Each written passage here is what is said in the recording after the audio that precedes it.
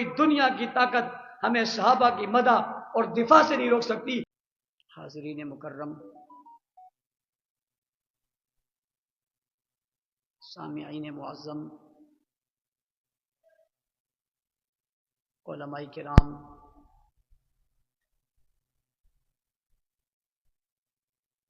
علاقہ کے ہر دل عزیز دوستوں، ساتھیوں اور بزرگوں، مدرسہ ادارۃ العلوم رشیدیہ کے سالانہ اجتماع میں آپ کے بغدادیہ ہائی اسکول میدان میں آپ حضرات سے مخاطب ہونے کی سعادت حاصل کر رہا ہوں۔ جامعہ کے محتمم حضرت مولانا عبداللہ صاحب، جملہ تمامی اساتذہ کرام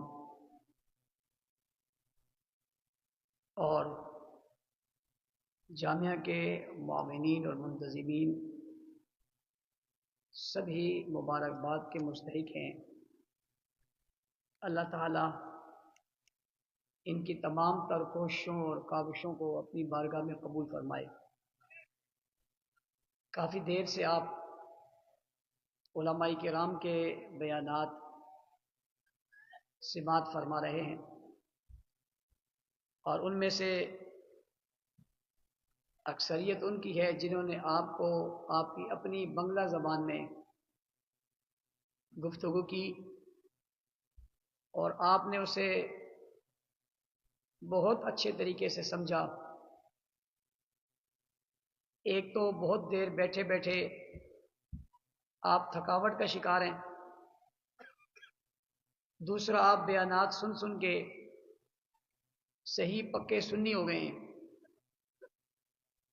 اور اوپر سے نور علی نور یہ کہ میں آپ کی زبان کے علاوہ اردو میں بات کر رہا ہوں، تو ساری چیزیں آپ کی اکتاہٹ کی ہیں۔ لیکن اگر آپ کی جس طرح بھی توجہ یوں ہی رہی تو امید ہے کہ ہم ایک دوسرے کو بات سمجھنے اور سمجھانے میں انشاءاللہ کامیاب ہو جائیں گے۔ اس بات کا مجھے علم ہے کہ آپ سبھی میری زبان نہیں سمجھیں گے، لیکن اس بات کا مجھے یقین ہے کہ آپ میرے دل کا درد ضرور سمجھیں گے، اور وہ سمجھنے کے لیے کوئی زبان کا سمجھنا ضروری نہیں ہوتا، وہ سمجھنے کے لیے تو انداز ہی سمجھ میں آ جاتا ہے۔ میں چونکہ آج دن میں میرے خیال سے چوتھی تقریر ہے، پانچویں، اور شب بھر میں سفر بھی اور تقاریر بھی، یہ مستقل ایک عنوان ہے، اور میں اس وقت چونکہ کافی سارا گفتگو کا سلسلہ پچھلے جلسوں میں کرایا ہوں، اب آپ دعا کریں کہ اللہ تعالیٰ مجھے توفیق دے میں یہاں بھی کر لوں، اس لیے کہ انسان اور مشین میں فرق ہے۔ کہو سبحان اللہ۔ ٹیپ ریکارڈ اور مشین کو صرف بٹن دبانا ہوتا ہے، بندے کو تو خود بولنا ہوتا ہے۔ لیکن یہ میں اپنے میزبانوں کی کرم نوازی سمجھتا ہوں حقیقت میں، کہ وہ چاہتے ہیں زیادہ سے زیادہ بات پہنچ سکے، اور میرا اپنا مزاج بھی ہے کہ اپنی بات زیادہ لوگوں تک پہنچائی جائے۔ انشاءاللہ العزیز ہماری پہلی ملاقاتیں، کچھ ملاقاتیں اور ہو جائیں گی تو آپ کو اردو سمجھ میں آ جائے گی، مجھے بنگلہ سمجھ میں آ جائے گی۔ میں نے قرآن مجید فرقان حمید کی ایک چھوٹی سورت تلاوت کی، جو قرآن کریم کی چھوٹی سورتوں میں سے ایک ہے، جس میں اللہ تعالیٰ نے قسم کھائی ہے زمانے کی۔ فرمایا والعصر، زمانے کی قسم، ان الانسان لفی خسر، سب انسان ناکام ہیں، سب انسان ناکام ہیں۔ یہ وہ کہہ رہا ہے جس نے قرآن کریم کو نازل کیا، زمانے کی قسم انسان خسارے میں ہے. زمانہ کون سا ہے؟ جس زمانے کی قسم کھائی ہے یہ زمانہ کون سا ہے؟ یہ دور کون سا ہے؟ یہ زمانہ اور دور حضور کا زمانہ ہے. اور دنیا میں سب سے بہترین زمانہ بھی حضور کا ہے. حضور اکرم صلی اللہ علیہ وسلم نے ارشاد فرمایا خیر القرون قرنی، سب سے بہتر زمانہ میرا ہے. ثم الذین یلونہم، ثم الذین یلونہم، پھر اس سے ملنے والا زمانہ. اور جب آپ کہتے ہیں خیر القرون قرنی تو قرنی سے کیا مراد ہے؟ قرنی میں سے کاف ابو بکر صدیق کا آخری حرف ہے، را عمر کا آخری حرف ہے، نون عثمان کا آخری حرف ہے، اور یا علی کا آخری حرف ہے. قرنی خلافت راشدہ کا زمانہ حضور کا زمانہ ہے. اور صحابی جب تک دنیا میں موجود ہیں اس صحابی کے زمانے تک حضور کا زمانہ ہے. ثم الذین یلونہم، ثم الذین یلونہم، پھر تابعین کا زمانہ اور تبع تابعین کا زمانہ. پہلے قرنی سے جو میں نے اشارہ کیا یہ خلافت راشدہ کی طرف اشارہ ہے کہ ابو بکر صدیق کی صدیق میں قاف، اور عمر کی عمر میں را، اور عثمان کی عثمان میں نون، اور علی کی لفظ علی میں یا. یہ حضور کا زمانہ ہے اور یہی قرنی ہے. اگلی بات آپ سمجھیے، اللہ نے زمانے کی قسم کھائی، حضور کے زمانے کی قسم کھائی. یہ زمانہ بہترین زمانہ ہے اور پوری کائنات میں اگر آپ زمانوں کو تلاش کرو تو اس سے بہتر زمانہ اور اس سے بہتر دور کوئی نہیں آئے گا. یہ زمانہ بہتر کیوں ہے اور یہ دور قیمتی کیوں ہے اور یہ دور اعلیٰ کیوں ہے؟ اس کی وجہ یہ ہے کہ اس دور میں وہ شخص ہے جو امام الانبیاء ہے، اس دور میں وہ شخص ہے جو کائنات کا سردار ہے، اس دور میں وہ شخص ہے جو حسن کائنات ہے، اس دور میں وہ شخص ہے جو ساری کائنات کا مقصود، مطلوب، فخر، عزت اور عظمت ہے. اس سے بڑا نبی کوئی نہیں ہے، اس سے بڑا رسول کوئی نہیں ہے، جس کے بارے میں شاعر نے کہا لا یمکن الثناء کما کان حقہ بعد از خدا بزرگ تو ہی قصہ مختصر. لا یمکن الثناء کما کان حقہ بعد از خدا بزرگ تو ہی قصہ مختصر. تیری حمد و ثنا ہم بیان کریں اور اس کا حق ادا کریں یہ نہیں ہو سکتا. بس بعد از خدا بزرگ تو ہی، اس کائنات میں خدا کے بعد سب سے بڑا درجہ اور سب سے بڑا رتبہ اور سب سے بڑا مقام حضور کا ہے. تو جس دور میں حضور ہے یہ دور زمانے کا سب سے بہترین دور ہے. اور اس کو سمجھانے کے لیے ایک بات اور سمجھاؤں. کچھ لوگ کہتے ہیں کہ بیت اللہ زیادہ عظمت والا ہے یا مسجد نبوی زیادہ عظمت والی ہے؟ بیت اللہ زیادہ عظمت والا ہے یا مسجد نبوی زیادہ عظمت والی ہے؟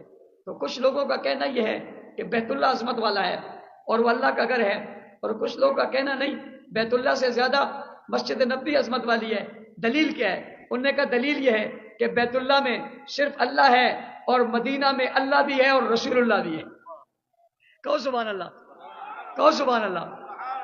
اللہ بھی ہے، اللہ تو ہر جگہ ہے نا، اللہ تو ہر جگہ ہے. حضور تو مدینہ میں، تو مدینہ کی وہ جگہ جہاں پر حضور ہیں وہ کتنی اعلیٰ ہے، کتنی مکرم ہے. یہاں اللہ بھی ملتا ہے، رسول اللہ بھی ملتے ہیں. اور اگر آپ کی توجہ میری طرف ہو تو میں آپ کی توجہ کا سہارا لیتے ہوئے ایک نقطہ آپ کو اور دیتا چلوں. جہاں اللہ بھی ہیں، جہاں رسول اللہ بھی ہیں، ذرا غور کرو، ذرا سوچو، ذرا فکر کرو وہ جگہ کس کی ہے، وہ مکان کس کا ہے، وہ مقام کس کا ہے. تو کہنے والے کہتے ہیں یہ جگہ تو جنت ہے، اس لیے کہ حضور نے فرمایا ما بین بیتی و منبری روضۃ من ریاض الجنہ. یہ حضور کا حجرہ اور جناب حضور کے محراب تک، منبر تک یہ جنت ہے. میں نے کہا کیسے جنت ہے؟ کہا اس کو حضور نے جنت کہا ہے. ما بین بیتی و منبری روضۃ من ریاض الجنہ. میں نے کہا جس کو تم نے جنت کہا یہ مسجد نبوی ہے، اور جہاں پر حضور ہیں وہ بھی جنت ہے، اور حضور جہاں رہتے ہیں وہ جنت کی جگہ ہے. تو پوچھنا چاہتا ہوں یہ جنت کی جگہ ہے کس کی؟ تو جواب آتا ہے یہ جنت جہاں پر آج قائم ہے یہ سیدہ عائشہ صدیقہ طاہرہ مطہرہ منزہ مبرہ عتیقہ ادیبہ خطیبہ واعظہ عائشہ صدیقہ کا گھر ہے. میں نے کہا پھر مجھے کہنے دو ابو بکر کی بیٹی کی عظمت کتنی ہے کہ اللہ نے اس جگہ کو جنت میں شامل نہیں کیا بلکہ جنت کو حجرے میں شامل کر دیا. جنت کو لا حجرے میں شامل کر دیا اور اس جگہ کو جنت بنا دیا اور جنت بلا کر اپنے محبوب کو اس جنت میں سلا دیا. سب سے بہترین زمانہ حضور کا زمانہ ہے، حضور سے برتر دنیا میں کوئی نہیں ہے۔ اللہ نے اس زمانے کی قسم کھائی، اس کو اہمیت بتانے کے بعد آگے سمجھیے، وقت زیادہ نہیں لینا چاہتا۔ والعصر ان الانسان لفی خسر، انسان خسارے میں ہے، سبھی خسارے میں ہیں، دولت والے خسارے میں ہیں، شہرت والے خسارے میں ہیں، حکومت والے خسارے میں ہیں، اقتدار والے خسارے میں ہیں، اولاد والے خسارے میں ہیں، مال والے خسارے میں ہیں، کائنات میں مقام بنانے والے خسارے میں ہیں۔ اللہ سبھی خسارے میں ہیں۔ پھر کامیاب کون ہے؟ پھر کامران کون ہے؟ پھر اعلیٰ کون ہے؟ پھر منزل کس کو ملی ہے؟ پھر اچھا کس کو کہے؟ پھر برتر کس کو کہے؟ پھر بالا کس کو کہے؟ قرآن کریم استثناء کر رہا ہے اور استثناء کر کے بتا رہا ہے، والعصر ان الانسان لفی خسر، زمانے کی قسم سارے انسان خسارے میں ہیں، الا الذین آمنوا، مگر وہ لوگ جو ایمان لائے وہ خسارے میں نہیں ہیں، وہ کامیاب ہیں۔ الا الذین آمنوا، سب سے پہلے ایمان ہے، پھر عاملوا الصالحات بھی ہے، وتواصوا بالحق بھی ہے، وتواصوا بالصبر بھی ہے، لیکن میں عاملوا الصالحات پہ بھی بحث نہیں کرنا چاہتا، وتواصوا بالحق اور وتواصوا بالصبر بھی نہیں بتانا چاہتا۔ میں صرف ایمان کی بات بتانا چاہتا ہوں کہ کامیاب صرف ایمان ہے۔ اور اگلی بات سمجھنا، ایمان دولت ہے، ایمان سب سے بڑی دولت ہے، ایمان سے بڑھ کر کوئی دولت نہیں ہے۔ ایمان کی وجہ سے اللہ دنیا میں آخرت میں کامیابی دیتے ہیں۔ جس کے پاس ایمان ہے وہ کامیاب ہے، جس کے پاس نہیں وہ ناکام ہے۔ اس کا مطلب یہ ہوا کہ ایمان دولت سے زیادہ قیمتی ہے، ایمان مال سے زیادہ قیمتی ہے، ایمان اقتدار سے زیادہ قیمتی ہے، ایمان حکومت سے زیادہ قیمتی ہے، ایمان اعزاز سے زیادہ قیمتی ہے، ایمان دنیا کے تمغوں سے زیادہ قیمتی ہے، ایمان بادشاہت سے زیادہ قیمتی ہے، ایمان سالاری سے زیادہ قیمتی ہے، ایمان سبا سالاری سے بھی زیادہ قیمتی ہے، ایمان دنیا کی تمام عزتوں سے زیادہ قیمتی ہے، ایمان زمین اور آسمان سے زیادہ قیمتی ہے۔ اور ساتھ یہ بھی سمجھنا کہ ایمان وہ کیفیت ہے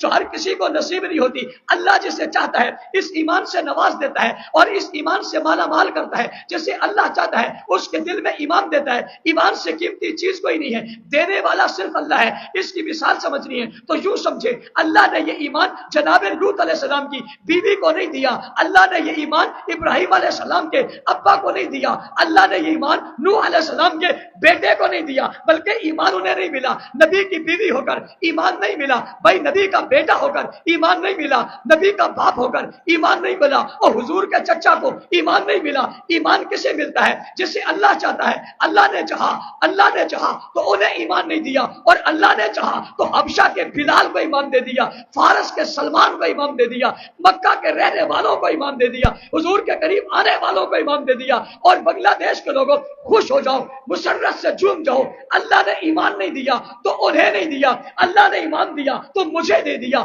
آپ کو دے دیا، گناہگاروں کو دے دیا، اس زمانے کے لوگوں کو دے دیا، اس زمانے کے لوگوں تک پہنچا دیا۔ ایمان نہیں دیا تو انہیں نہیں دیا، دے دیا تو ہمیں دیا۔ ایمان سے بڑی دولت کوئی نہیں ہے، ایمان سے زیادہ قیمتی کوئی نہیں ہے، اس لیے کہ زمانے کی قسم کھا کے کہا سب خسارے میں ہیں، مگر جو کامیاب ہے وہ ایمان ہے۔ پتا چلا دنیا کی سب سے بڑی دولت کا نام ہی ایمان ہے۔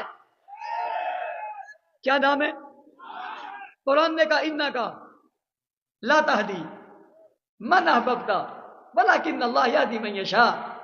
محبوب جسے آپ چاہے اسے بھی نہیں ملتا، یہ اسے ملتا ہے جسے میں دیتا ہوں۔ کہو سبحان اللہ۔ اب میں آپ سے پوچھتا ہوں، آپ کے پاس ایمان ہے یا نہیں ہے؟ یہ دولت ہے یا نہیں ہے؟ یہ سب سے اہم ہے یا نہیں ہے؟ یہ سب سے قیمتی ہے یا نہیں ہے؟ دنیا کی سب سے بڑی نعمتوں میں سے نعمت ہے یا نہیں ہے؟ آپ کہتے ہو نعمت ہے، آپ کہتے ہو قیمتی ہے، آپ کہتے ہو سب سے زیادہ اس کی اہمیت ہے۔ قرآن نے بھی کہا، زمانے کی قسم کھا کے بھی کہا، ایمان کی استثناء کر کے بھی کہا کہ اس کے علاوہ کوئی کامیاب نہیں ہے۔ اگر دولت سے کوئی کامیاب ہوتا تو فرعون ہو جاتا، نمرود ہو جاتا، شداد ہو جاتا، ابو جہل ہو جاتا، اتبا ہو جاتا، شیبہ ہو جاتا، لیکن کوئی اس سے کامیاب نہیں ہوا۔ کامیاب تو ایمان سے ہوا۔ اور اس کی کیفیت دیکھے، حضور جب معراج پر گئے، آپ نے آسمانوں کی سیر کی تو آپ کو گھومتے گھومتے قدموں کی آہٹ سنائی دی۔ آپ نے جبرائیل سے پوچھا، جبرائیل ایک تو ہے ایک میں ہوں، یہ تو بتا یہ قدموں کی آہٹ کہاں سے سنائی دے رہی ہے؟ تو جبرائیل نے جواب میں کہا، آقا آپ کا ایک امتی ہے، رنگ کا کالا ہے اور ہونٹ موٹے موٹے ہیں، گلے میں غلامی کا توق ہے، گھومتا مکہ کی زمین پر ہے اور قدموں کی آہٹ جنت میں سنائی دیتی ہے۔ وجہ کیا ہے؟ وجہ ایمان ہے۔ وجہ ایمان ہے۔ بنگلہ دیش کے لوگوں سوچو ذرا، یہ ایمان مجھ اور آپ تک اتنی قیمتی چیز کس کے ذریعے پہنچی؟ حضور علیہ السلام نے اس ایمان کی دعوت اصحاب رسول کے سامنے رکھی ہے، صحابہ نے حضور کے سامنے ایمان کو قبول کیا۔ میری طرف دیکھنا، اگر صحابہ مکہ میں ہی رہتے، مدینہ میں ہی رہتے، کیا یہ ثواب کم ہے کہ بیت اللہ میں ایک نماز پڑھو؟ 1,00,000 نماز کا ثواب ہے۔ مسجد نبوی میں ایک نماز پڑھو، بعض نے کہا 50,000 کا ثواب ہے، بعض نے کہا 1,000 کا ثواب ہے۔ بیت اللہ میں عبادت کرنا، 1 مرتبہ سبحان اللہ کہنا 1,00,000 مرتبہ سبحان اللہ کہنے کے برابر ہے۔ ایک قرآن پڑھنا 1,00,000 مرتبہ پڑھنے کے برابر ہے۔ مسجد نبوی کے مینارے دیکھنا، منبر دیکھنا، گلیاں دیکھنا، اس شہر میں رہنا، روزے مبارکہ پہ سلام پیش کرنا کتنا بڑا کام ہے۔ وہی حدیث پڑھاتے، وہی قرآن پڑھاتے، وہی تبلیغ کرتے۔ انہیں کیا ہوا تھا؟ انہوں نے مکہ چھوڑ دیا، مدینہ چھوڑ دیا، انہوں نے قصبوں کا رخ کیا، شہروں کا رخ کیا، علاقوں کا رخ کیا، بستیوں کا رخ کیا۔ انہیں کیا ہو گیا؟ کس غم نے کھا لیا؟ کس غم نے دل میں کون سی اداسی آ گئی کہ بچے چھوڑ دیے، بیویاں چھوڑ دی، خاندان چھوڑ دیا، بیت اللہ کو چھوڑ دیا، طواف کو چھوڑ دیا، مطاف کو چھوڑ دیا، مزدلفہ کو چھوڑ دیا، صفا مروہ کو چھوڑ دیا، مقدس مقامات کو چھوڑا، مقدس جگہوں کو چھوڑا۔ پوچھنے والا پوچھتا ہے کہاں جا رہے ہو؟ کس طرف کو جا رہے ہو؟ وہ رخ لے کر اٹھ کھڑے ہوئے، پھر کہاں گئے؟ نہ انہوں نے کوئی دریا چھوڑا، نہ سمندر چھوڑا، نہ بازار چھوڑا، نہ قصبہ چھوڑا، نہ علاقہ چھوڑا، دنیا کے خطوں میں گھومتے چلے گئے۔ میں دنیا میں صحابہ کی قبروں کو تلاش کرنے لگتا ہوں، 1,25,000 صحابہ میں سے 10,000 کی قبریں مدینہ میں ملتی ہیں، کچھ کی مکہ میں ملتی ہیں۔ بابا یہ 10,000 یہاں پر ہیں تو باقی کہاں ہے؟ کہنے والے نے کہا کوئی شام میں ہے، کوئی عراق میں ہے، کوئی اردن میں ہے، کوئی لبنان میں ہے، کوئی مکہ مدینہ سے باہر کے دیہاتوں میں ہے، کوئی چائنا میں ہے، کوئی افغانستان میں ہے، کوئی پاکستان میں ہے، کوئی ہندوستان میں ہے۔ میں نے کہا اتنے لمبے سفر کیسے اختیار کیے؟ پل کیسے کراس کیے؟ راستے کیسے کراس کیے؟ سمندروں پہ کیسے گئے؟ دریاؤں پہ کیسے گئے؟ پہاڑوں پہ کیسے گئے؟ وجہ کیا تھی؟ کہنے والا کہتا ہے وجہ یہ تھی کہ ان کے پاس ایک چیز امانت تھی، اس امانت کا نام ایمان تھا۔ اس ایمان کی حالت کو، اس ایمان کی امانت کو اگر مدینہ میں رہتے، مکہ میں رہتے، خود تو اعزاز لے لیتے، خود تو عزتیں لیتے، مگر یہ عظمت کی باتیں، ایمان کی یہ دولت دنیا تک کیسے پہنچتی؟ عالم تک کیسے پہنچتی؟ نبی کسی نے آنا نہیں ہے، رسول کسی نے بننا نہیں ہے۔ حضور نے فرما دیا انا خاتم النبیین لا نبی بعدی، میں آخری نبی ہوں، میرے بعد نبی کوئی نہیں ہے۔ اگر وہ مکہ مدینہ میں رہے دنیا میں دین کیسے پہنچے گا؟ سلام ہے صحابہ تمہیں، عظمت ہے صحابہ تمہاری، قربان ہم تمہارے قدموں پر، تمہاری عزتوں پر، تمہاری عظمتوں پر، تمہاری محنت پر، تمہارے نکلنے پر، تمہارے دین پر، تمہارے کاج پر، تمہارے پیغام پر ہم سب کے لاکھوں سلام ہو۔ بنگلہ دیش کی عوام تمہیں سلام کر رہی ہے، دنیا کے لوگ تمہیں سلام کر رہے ہیں۔ ایمان کو پہنچانے کے لیے تم گلی گلی نکلے، کریا کریا نکلے، عالم تک پہنچے، اور پہنچ کر آج میرے تیرے پاس اگر یہ دولت ہے، اس دولت کی ایک ہی وجہ ہے جو دولت رسول سے لے کر ہم تک پہنچائی ہے، اس وجہ کو، اس طبقے کو ساری دنیا ایک ہی نعرہ دیتی ہے، اور اس نعرے کا نام ہے صحابہ۔ صحابہ اونچی سبائی بولو، جورا بولو، صحابہ۔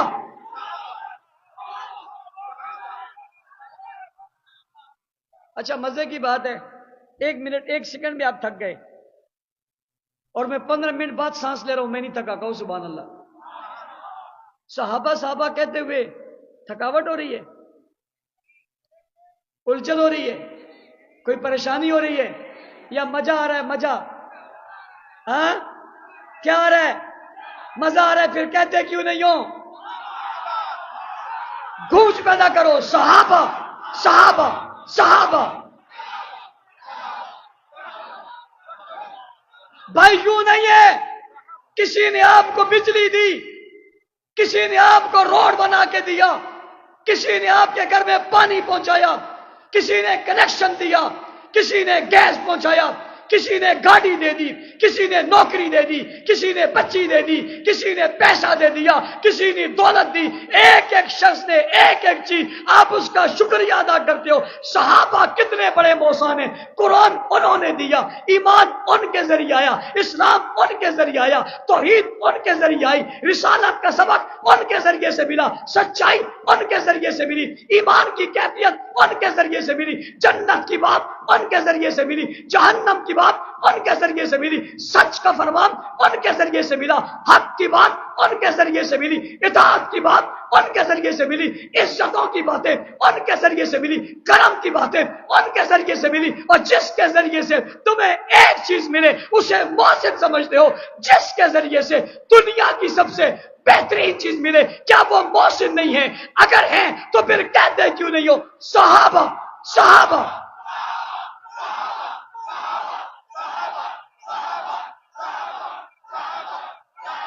جزاک اللہ۔ ہمیں پتا چلا دولت ایمانی ہم تک صحابہ نے پہنچائی، ان کے علاوہ کوئی اور نہیں ہے۔ اس لیے ہمیں صحابہ جانوں سے زیادہ عزیز ہیں، ہمیں صحابہ عزتوں سے زیادہ عزیز ہیں، ہمیں صحابہ اولادوں سے زیادہ عزیز ہیں، ہمیں صحابہ زمینوں سے زیادہ عزیز ہیں، ہمیں صحابہ جائیداد سے زیادہ عزیز ہیں، ہمیں صحابہ اپنی ذات سے زیادہ عزیز ہیں، منصب سے زیادہ عزیز ہیں۔ ہم ایک بار نہیں 100 بار صحابہ کی عزتوں پہ قربان ہو جائیں گے، مگر صحابہ کے در کا پہرا نہیں چھوڑیں گے انشاءاللہ۔ پہرے دو گے، پہرہ داری کرو گے، مدح صحابہ کرو گے، دفاع صحابہ کرو گے۔ اگر آپ نے یہ عزم کیا پھر مجھے کہنے دو، ارادے جن کے پختہ ہوں، نظر جن کی خدا پر ہو، تلا تمخیز موجوں سے وہ گھبرایا نہیں کرتے۔ کوئی دنیا کی طاقت ہمیں صحابہ کی مدح اور دفاع سے نہیں روک سکتی۔ آپ سے کہتا ہوں اپنے بچوں کے نام صحابہ کے نام پہ رکھو گے، اولادوں کے نام صحابہ کے نام پہ رکھو گے، صحابہ کے تذکر اپنے گھروں میں کرو گے، دین اسلام کے ساتھ وابستہ رہو گے، صحابہ کی مدح سرائی ہر جگہ کرو گے، چوکوں کے نام، بازاروں کے نام، گلیوں کے نام، محلوں کے نام صحابہ کے نام پہ رکھو گے، تاکہ دیش میں کوئی کدھر سے بھی داخل ہو اسے ہر طرف ابو بکر، عمر، عثمان و حیدر، حسن و حسین اور معاویہ کے نام لکھے ہوئے نظر آئیں، اسے پتا چلے بنگلہ دیش کسی اور کا نہیں، صحابہ کے غلاموں کا ملک ہے۔ کس کا ملک ہے؟ صحابہ کے غلاموں کا ملک ہے۔ یہ آواز انشاءاللہ دنیا تک پہنچے گی۔ اللہ تعالی ہم سب کا حامی و ناصر ہو، اس ادارے کو، منتظمین کو اللہ جزائے خیر دے۔ وآخر دعوانا الحمدللہ رب العالمین، الحمدللہ رب العالمین، والعاقبۃ للمتقین، والصلاۃ والسلام علی رسول محمد النبی امی وآلہ وصحبہ اجمعین۔ یا اللہ کا سنا قبول منظور فرما، کبھی کوتاہی کو معاف فرما، اس ادارے سے میں تمام اداروں کو کامیاب فرما، علماء صلحاء کی حفاظت فرما، نیک رستے پر چلنے کی توفیق عطا فرما، تمام شرور اور فتنوں سے محفوظ فرما۔ اللہ ہم سب کو، ہمارے وطنوں کو، ہمارے ملکوں کو حفاظت فرما، پوری دنیا میں دین کا غلبہ نصیب فرما، دین مستقیم پر چلنے کی توفیق عطا فرما، شہداء کے درجات کو بلند فرما، اسیروں کو رہی نصیب فرما، جن جن لوگوں نے دعاؤں کی درخواست کی وہ بیمار ہیں یا ان کے گھر والے بیمار ہیں، اللہ سب کو صحت کامل عاجلہ مستمر نصیب فرما۔ ہمارے ایک دوست نے دعا کا کہا، اس کی اہلیہ بیمار ہے، اللہ تعالیٰ سے صحت عطا فرما۔ ہم سب کے والدین، اعزہ اقربا، دوست، احباب، اساتذہ، علماء جو دنیا سے رخصت، سب کی مغفرت فرما اور سب کے درجات کو بلند فرما، آمین۔